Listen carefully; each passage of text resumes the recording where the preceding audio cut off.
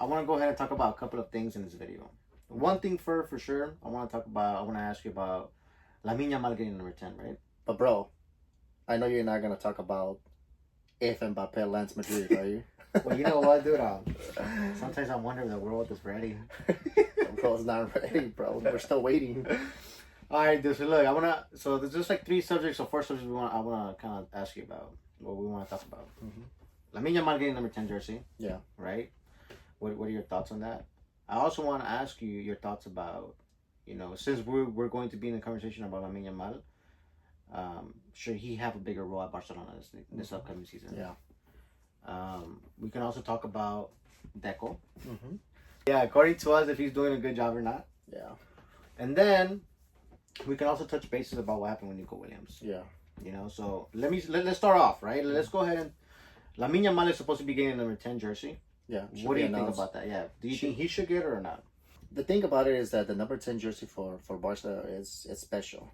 And I think the reason why it's special is because it's historically it's given to the player that has the most impact on the team. Yeah. The most creative player, right? The playmaker and whatnot.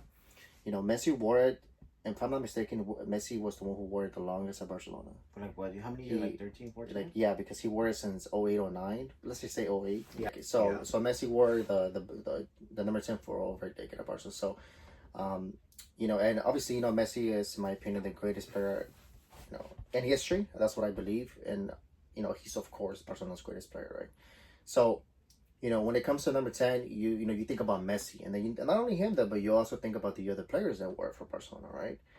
Players that come to mind. The first one that comes to mind is Maradona, because he's such a historic player. Maradona, the likes of Maradona. You have Rivaldo, right? The Brazilian player. Romario, another Brazilian player. Histro, right? Ronaldinho, most recently Ronaldinho. Goodbye. Oh, hell. What if Ferran Torres gets him, bro? Oh, man. El shark. Nadie está listo para mí. And then also Riquelme, another Argentinian. Yeah, so it's like creative players that make a difference for your team. Like, I think Riquelme is a very underrated player, bro. Yeah. He gets the respect that he deserves. In my opinion, unless you're Argentinian, right? Argentinian will give him the respect, but I think the world of football, they forget about the likes of even Veron. I remember Veron. Yeah, that's true. And Riquelme was such a good player, bro, because he was also... I think Van Gaal screwed him over, though. Yeah, Barcelona Van Gaal screwed him over, and then he was also a good free kick taker. Oh, he was, bro. He was. So, and he was a good playmaker here, good passer and everything. But, those are the kind of players that come into your mind, right? That come in mind when you're talking about the 10. So, that's the reason why it is a big deal for Lamine Yamal to get the number 10. And it's special. It's a special moment because we could potentially be seeing the next generational player for Barca. I agree, yeah. Because he's young, right? And if he does get the number 10, if injuries are good to him and if he keeps going the way he's going right now so far, right? He doesn't let, of course, things distract you. But if he's going the rate that he's going, we can easily have our next number 10 for the next 10 years. I agree with you, bro. I think that Lamine Yamal, I personally think he should get the number 10. Yeah. I think that when he was 15, when he was 16, 17, I think it was too soon, right? Yeah. You said even last season was too soon. Right? For me, last season was too soon because, he was stepping into like, okay, he broke out. Now he's going to have another season. And he had a great season, in my opinion. Not only with Barcelona, but he also had it, with Spain. They won the Euro. Yeah, that's true. Lamine Yamal, bro, is cocky, dude. But you know what? He reminds me of Ronaldo. He does. Cristiano Ronaldo, Yeah, he backs it up. He's cocky, but at least he backs it up. That's a good thing, right? Yeah, he said something about Barcelona. Not only Barcelona needs to get ready, but everybody needs to get ready or something like that. Yeah, and then he also was talking about the 4-0 Clasico win. Yeah.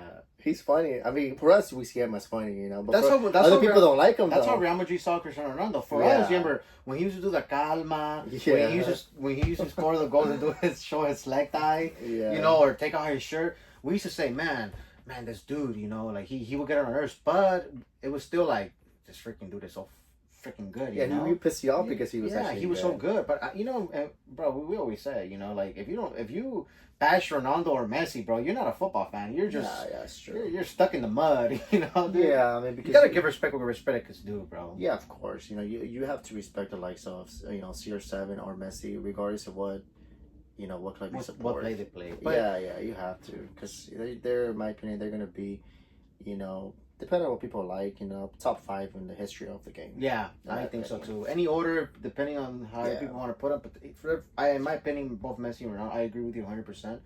Should be or most likely going to be in everybody's top 5. Yeah, of course. So, I think he should get it. What do you think? You think he should get it?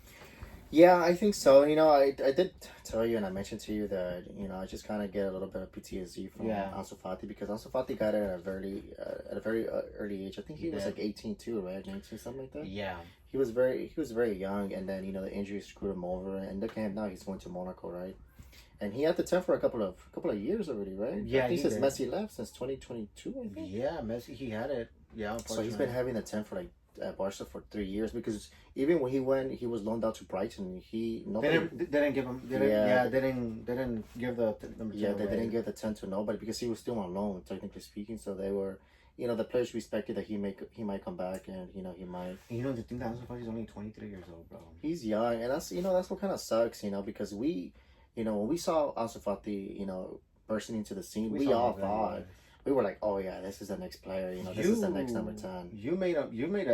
I actually remember that one time where me and you were talking. You actually made a very good point, and you said he reminds me of Eto'o. Yeah, he could be the next Eto'o. Yeah, and I didn't think about it at that time, and I was like, you know what, it's very true because he had everything. He had headers, shots, everything. Like the confidence was there for him. Yeah, he did, and then we all know what happened to Ansu Fati, and that's why I told you I kind of get PTSD from that. That let's just hope that Lamine Yamal, is able to keep up this pace that he's going, where he's developing, right. The injuries are pretty good to him. They're not as severe as they were to Ansu Fati, and if he's able to go ahead and keep up his pace of development, then yeah, bro, I agree because it's pretty obvious that that Lamine Yamal is the most creative player at Barcelona right now. Agree, he's in terms of attacking and playmaking, he has the most impact. Difference maker. Yeah, he's the difference maker. Pedri, in my opinion, he's just an orchestrator. Yeah. He's the orchestrator of the middle. He dominates the middle, he controls the middle, he's able to control the tempo of the game. But Lamine Yamal has that spark, that kind of creativity, that difference that that we typically don't see in other players. Right? Lamine Yamal, I think that could be like, for example, the likes of when not right now, we're not gonna compare him, but I'm saying like if he keeps it up, yeah, he can possibly fall into those categories of like, for example, the Iniestas, the Xavis, the Modric, the Kroos, Zidane's, De Bruyne's. Yeah, the difference maker, like Neymar's, Messi. Yeah, just those. It's just that Cristiano. It's just that because to me, for example, Pedri, he has the fundamentals already set as a midfielder. He already knows his role. He already knows what to do. And like I said, in my opinion, he's like the orchestrator. Lamine Yamal, what he does is that he adds that creativity to it. Yeah. So he's able to go ahead and, for example, nutmeg you. He's able to go ahead and, do even a Trivela pass, right? The Trivela passes. He's able to go ahead and take on players, with dribbling. Pedri, he doesn't do that. Pedri just, he has mastered the basics of being a midfielder and that he does his job. Yeah. So that's the reason why, because if, let's say, Barca didn't have Lamine Yamal, you can easily say, well, why don't you just give it to Pedri? Yeah. Because he's your most creative player, right? So Pedri, it should be Pedri. I agree. Yeah. But, since we have Lamine Yamal, then that's what we're talking about, Lamine Yamal getting the number 10.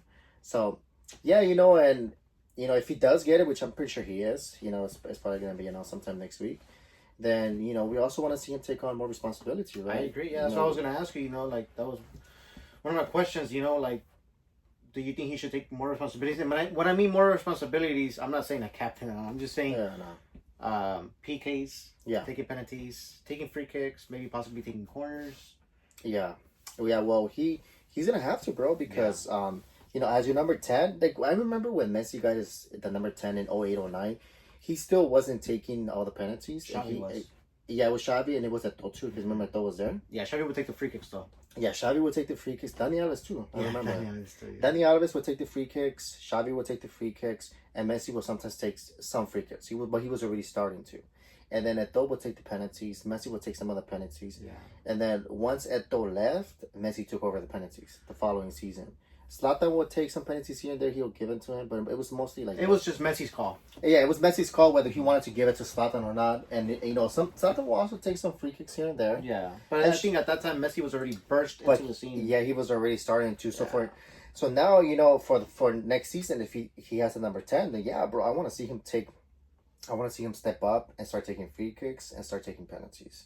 Because I think that as your number 10, you kind of have that responsibility. Right. All eyes are going to be on you. Let's say it's the 88th minute, 89th minute, or 90th minute of the game, right? There's a PK for Barcelona. People are going to be like, why didn't Lamine Yamal step up? Maybe not right now like that, because I also think Lewandowski is a good PK too. And it's true, funny, bro. that's I've true. always been. It's funny. I don't know. Maybe people won't agree with me or not, bro. But I've always been one to say that the one who is supposed to take the PK, bro, is always a striker. That is true. I'm talking about the number 9 striker, in my opinion. Yeah. Like, I'm talking about like if there's a last minute call, whatever. At the time, Messi was just a different breed. Cristiano Ronaldo was a different breed. But I'm talking about like in general. Like, I'm talking about just general players. The number 9 is the number 9 for a reason. Yeah. Bang that bad boy in. In my opinion. But like you said, start stepping up. Yeah, start stepping up. Start stepping up. Maybe more, even I will go as far as saying mostly in the free kicks, because like right now when you look at Rafinha, it's not a guarantee like, oh, this is going to hit the post, this is going to go in, this is going to be a save from the goalkeeper. Well, when was the last time Barcelona made a goal in free kick? If I'm not mistaken, bro, the last time Barcelona made a goal in free kick was He was the last one to make a save for Barca. Yeah. So, hey, there that you go. So there's a gap there. There's a gap that needs to be filled there, and I think Lamine Yamal, he needs to step up and start taking free kicks, in my opinion. Yeah, the PKs... Maybe, kind of transition slowly. Yeah. Kind of like how Messi did it with it, though. Yeah, because, you still have Lewandowski there, right? Next season, he's going to be there. So, yeah, Lewandowski's probably going to be shooting the penalties. And Rafinha, too, to be honest. He can also shoot the penalties. Maybe Lamine Yamal could be the third one, the third penalty taker. I would say second, in my opinion. But Rafinha's a good penalty taker, too. No, and I'm not saying that, but I'm saying to start evolving him. Yeah. To start grooming him into that. You start giving him that big role of responsibility, because Lewandowski might not be there next season. Yeah, but definitely free kicks. I do want to see him start taking those free kicks, though, bro. So we can both agree that Lamine Yamal should get the number 10, and then we can both agree that Lamine Yamal should also be getting a bigger role in Barcelona. Yeah, more responsibility. So now, let's transition over to the second part, right? Mm-hmm. I wanted to ask you about what do you really think about Deco? What are your thoughts about Deco? And what I mean by Deco is, I'm trying to ask you, like, what do you think his work at Barcelona has been? Like, has it been good? What do you rate him? When I look at Deco, bro, when you're like, let's say in a workplace, all right, and then you have a guy just there, and you're like, oh shit, you're here. I feel like that's how Deco is at Barcelona. It's like everybody looks at him like, oh, you're here. Oh. Okay, before you finish, do you want to know what Deco reminds me of? I've always told you this. Deco reminds me of Randall from Monsters Inc. That snake, that lizard, that little lizard, bro. That's what he reminds me. He wanted to get rid of Xavi. Yeah. But what were you gonna say? Like, why do you see him like you're here? Well, it's because the thing, the question that I have, bro, is who has Deco signed? Bro, what do you mean, bro? You signed Victor Roque. Tigrino, bro. He only costs 55 million. 60, bro. 60 million. 60, 65. He costs 65 million. Hey, do that okay thing again? And Xavi didn't want him. He wanted Subimendi. But he got him. Tigrino. I haven't smiled in 1 year. Mr. I haven't been happy in 1 year. Mr. I haven't been able to play or even enjoy myself for a year. Then he goes on loan to Betis, doesn't do anything, and then he goes back to Brazil. And then I don't know if you read this. They were saying that if Barcelona were expecting to get like some money, depending if he did good or scores so many amount of goals at Betis, which he failed to do. At this point, bro, who's Victor Roque? To be honest, but hey. Both Barcelona and even Real Madrid. But his agent said that he's too good to be sold. Oh, no, yeah. He said that. No, to be loaned. He needs to be sold. Yeah, he's too good to be loaned. Remember his agent said that? Yeah. You know what, dude? I think that delusional, bro. Being delusional is just... I don't know. It just runs in the football world, bro. Where the agents, the parents... Overrated Brazilians, they just think that, they deserve more than what they should. Come on. Like, what I'm trying to say is have your feet on the ground. But whatever, bro. So... What? I do the Victor Roque thing. Yeah, when he's got like going. Oh, Victor Roque, bro. Yeah, but real quickly though, the reason why we The reason why we don't like Deco is because, right? Let's be give me the facts. I'll give you my facts. You give me the facts. Okay, so let's recall when Xavi was there, right? Yeah. The season when Xavi's there. What were the players that Xavi asked I'll the answer. Barcelona board for? I know for sure he wanted Subimendi. Subimendi was one of them. And then I know he wanted I remember he also was even interested in wanting the dude from PSG. The winger. Garishvela, what is it? Yeah, the left winger, right? Left winger. The one who's killing it right now. Yeah, the one. 24 Okay, year old. seriously, right? Okay. Oh, for sure, I remember Subimendi. So Xavi, one of those players, right? And those players are good, and you see that they're doing good in their teams, right? Yeah. But Deco said, "No, Xavi, you don't get those players. You get Victor Roque. That's who you get." No, but you know what? Not only did he tell him like that, the way he told him was, in my opinion, bro, was very disrespectful. Because he told them, "We don't have money for Subimendi. There's no money," and then he went out and got Victor Roque. Yeah, behind his back, and that's why Xavi started kind of having a fallout. Yeah, because Xavi never asked for Victor Roque, and on top of that, Xavi had to deal with Victor Roque's agent, who Victor Roque's agent, remember, was trying to put pressure. Yeah, on Xavi. Of why Xavi was not starting him. And do you remember the player that Xavi wanted to play? Marc Giroud. Oh, that's true. And they sold him to Chelsea, bro. Yeah, and they sold him to Chelsea. They got rid of Marc Giroud for him, and they also got rid of Aubameyang for him. Aubameyang. Well, Aubameyang, I think even him, he knew that it was a have to because they were able to profit off of him. Yeah, but he didn't want to let him go. Xavi didn't want to let him go. No, he didn't. Xavi said, "I want to keep him," but they said, "No, we have to sell somebody." So they had to sell Aubameyang. Okay. So what I'm trying to tell you is that Deco has been doing things that are going against what Xavi wanted. Let me go ahead and add to that. Besides that with Xavi, bro, what does he do? He signs Dani Olmo. Let me go ahead and say that we don't. Well, I don't know if you, but I'm pretty sure we both agree that we don't think Dani Olmo is a bad player. No, I don't think he's a bad player. I just don't think that he was needed at Barcelona. He was not needed. And what I mean by that is, given Barcelona's financial situation, given Barcelona's situation as a club, as a whole club, I don't think Dani Olmo was needed, and I think that proves our point because now, in recent weeks, Barcelona were talking about having the need to sell a midfielder because it was too stacked, right? Because let's not forget that Barcelona, and in my opinion, even Deco, they didn't really want De Jong. Yeah, that's true. When he was out, they were trying to push him out. Now they're saying that they want to possibly sell Marc Casado. That's so stupid, bro. Why would you sell Marc Casado, dude? That's the future for Barcelona, in my opinion, bro. Casado, and hopefully Bernal comes back. Yeah, what a nod. If you want to talk about making sense as a business standpoint, the player that would have to go, and this is again not saying that he has to go because he sucks. No. I also love the season he had. De Jong. Yeah. Not because only of his age. Because of his age. Because of his wages, and because Barcelona can still get money off of him. Yeah. So at a business perspective, that makes the most sense. So, real quick, he gets Dani Olmo. Now he wants to sell a midfielder. They're talking about selling a midfielder. And then last season, the only reason why he got Victor on Dani Olmo was because he couldn't land Nico Williams.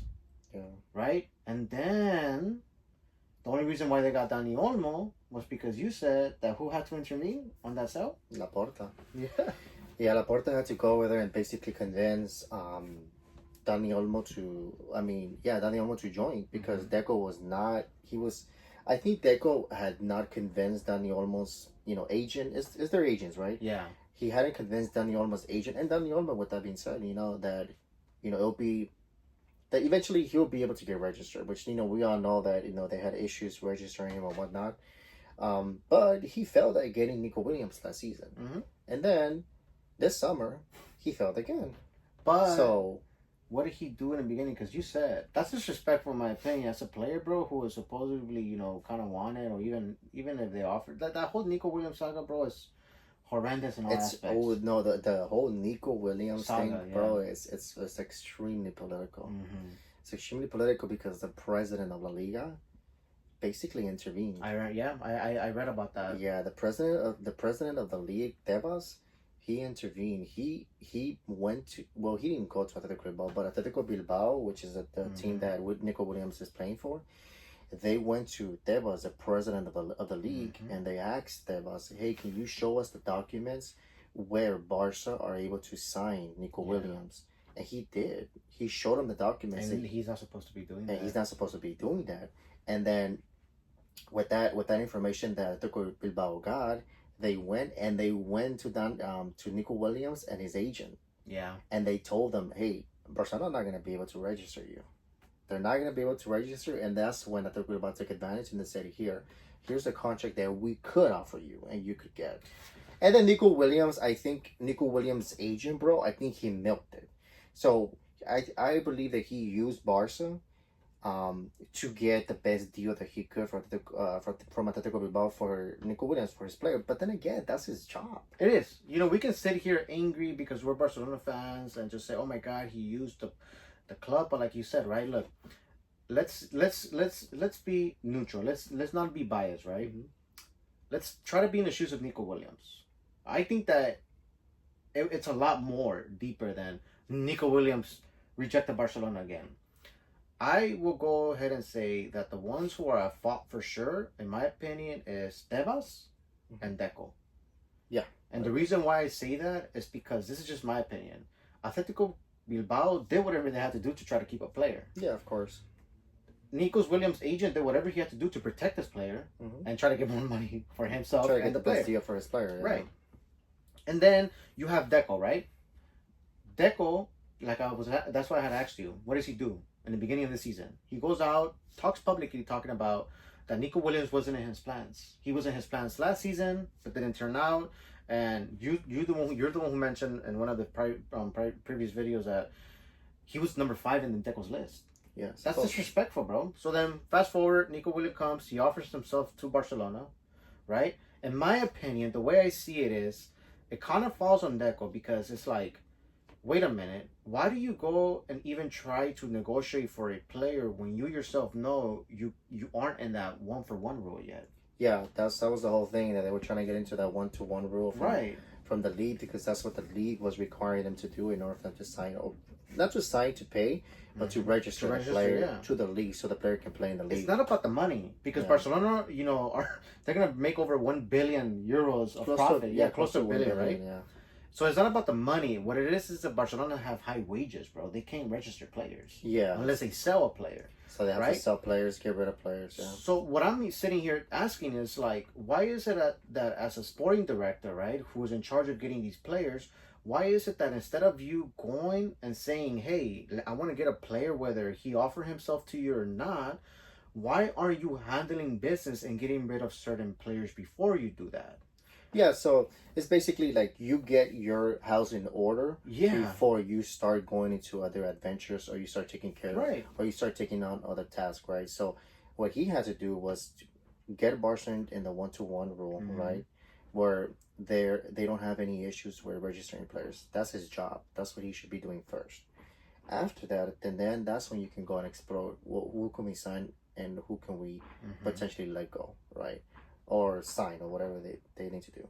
But he didn't do that. It was reverse. They were trying to negotiate to get Nico Williams, try to convince him to come in, and then basically tell him like, hey, don't just trust those guys, we'll be able to register you. And you won't do it, bro. You're a player. Yeah, it's not towards your own. It's not towards your best benefit for you to deal with that. It is, and regardless of how much you have a dream of playing for that club, you need some guarantees that, hey, I need to be guaranteed that I'm going to be able to play there. I'm not going to be like Dani Olmo, where Dani Olmo couldn't play for like 2 months. 2 months, yeah. And then on top of that too, bro, you still have Pau Victor, right? Yeah. I'm pretty sure Pau Victor is going to leave. But there hasn't been any departures. Besides Ansu Fati, bro. Ansu Fati has been the only departure. Ter Stegen is still there, bro. On top of that, bro, you go out and I'm not saying Joan Garcia wasn't a good. You buy his.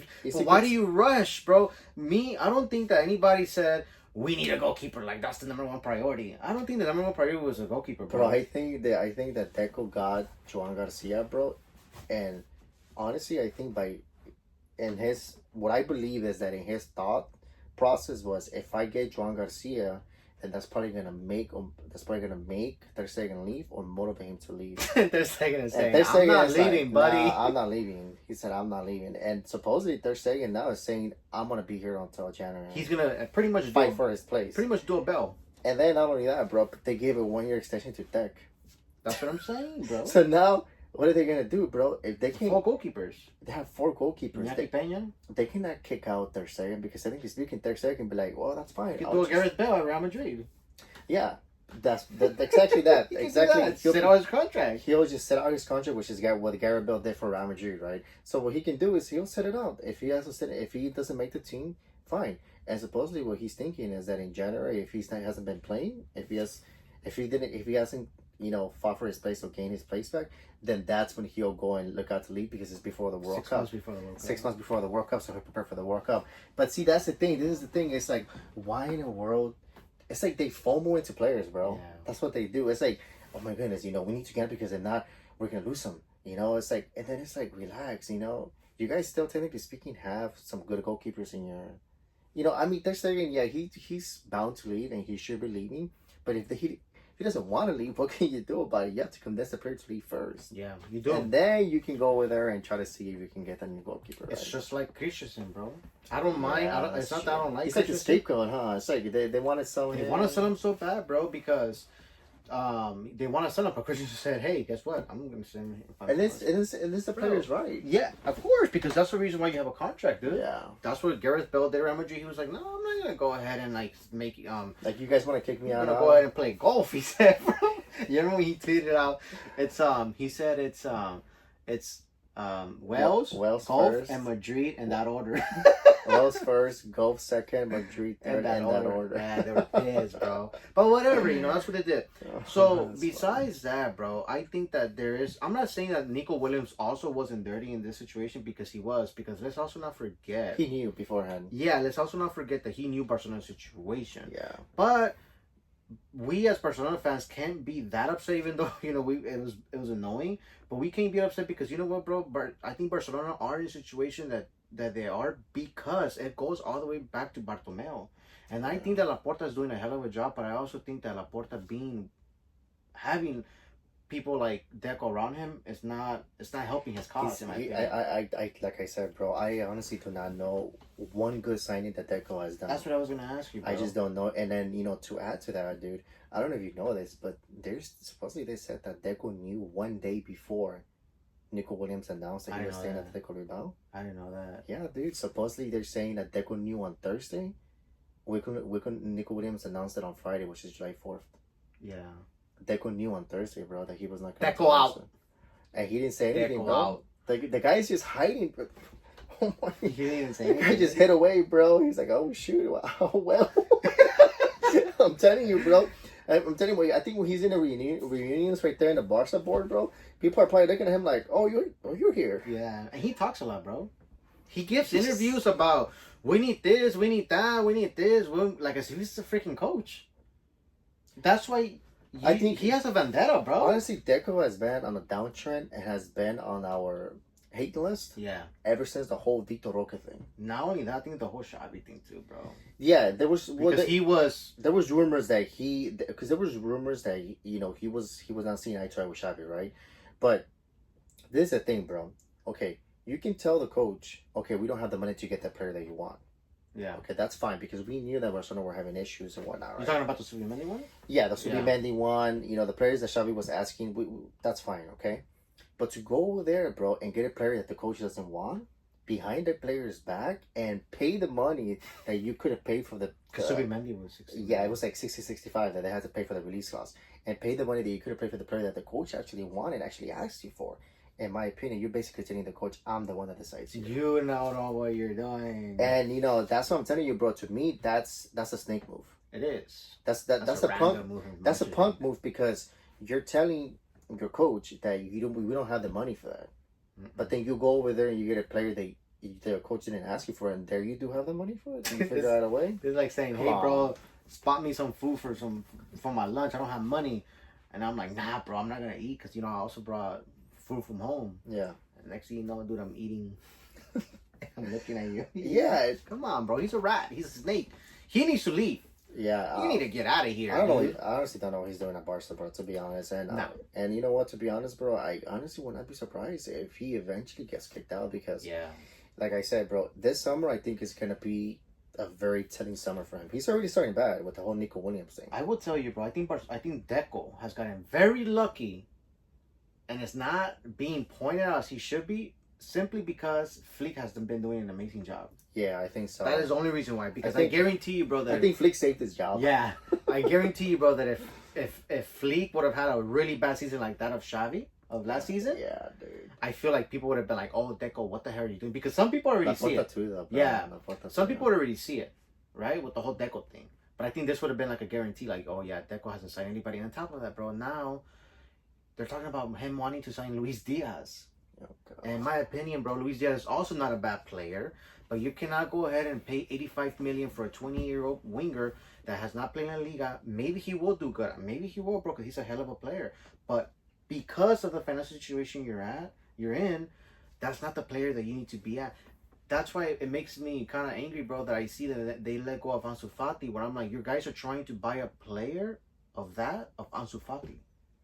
And are you going to pay that player that much money based off the hype or based off, who that player is? Let's also not forget, bro, when Ansu Fati played this season, the whole Barcelona fans at the home stadium, they clapped, bro. They were all happy, even us, bro. Like, man, I think the other Barca fans have a soft, bro. They have a soft spot for Ansu Fati, dude. You me work around him. He's 23, and Ansu Fati can play in left wing. He can play in the striker position.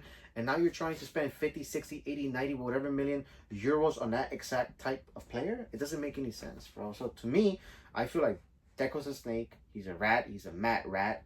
He's a cockroach. I think he needs to leave, dude. So I think that. But wait, he's probably gonna go ahead and sign the almighty Rashford. So. Yeah, and you know what, bro? I think that Deco, he's not doing a good job, and I think he's getting lucky, bro. And I think that just pretty much covers the topics in the sense of, Deco not doing a good job at Barcelona, Lamine Yamal. So I think that's pretty much it.